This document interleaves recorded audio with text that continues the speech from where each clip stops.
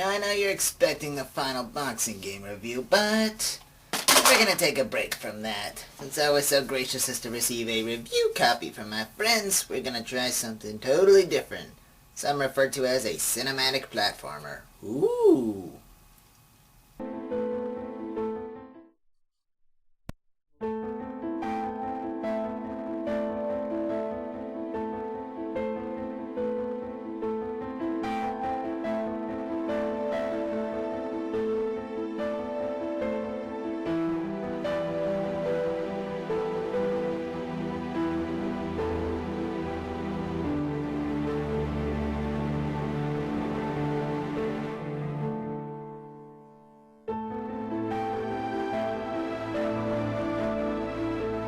Alright, Lylian, episode 1.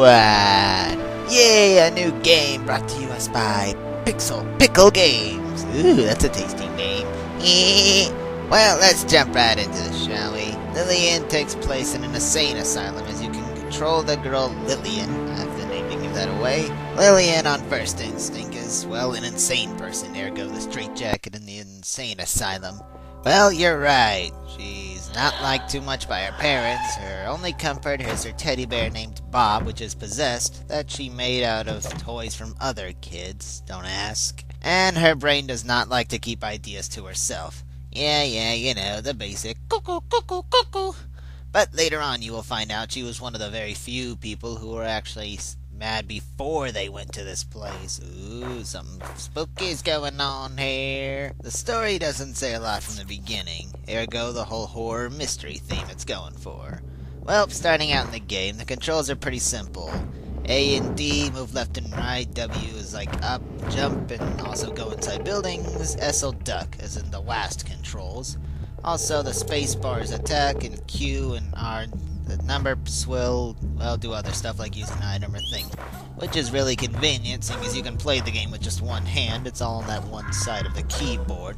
Well, I found that convenient anyway.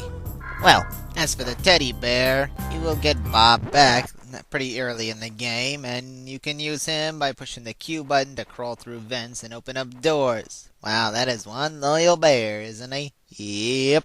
And finally, not too far into the game, you will find someone named Peter with a comic book, and this comic book will burn, and yada yada. You now have the ability to go into a magical world where all the enemies will turn into butterflies. You can get there by killing enemies and then collecting these orbs. At first they will give you health. You have 2 meters that both act as health and this gauge. When it's full, you tap 1 or 1 to 4, I guess. Depending on how many you have, you'll go to this world. The enemies are butterflies and the grass is green, and you'll break a thing that has basically a trash can with a satellite on it, and sometimes that'll be there, sometimes it won't, and get a new power. Yay! Well, as far as the combat goes, like I said, pushing space will attack. You'll attack with your sleeves, which is probably my one gripe with the game would be the combat.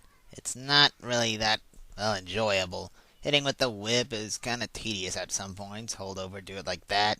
Jumping on rats repeatedly, you can... Man, enemies tend to never stop coming. I mean, it's not bad. I mean, it gets the job done, and there's definitely been worse, but, it's definitely nah.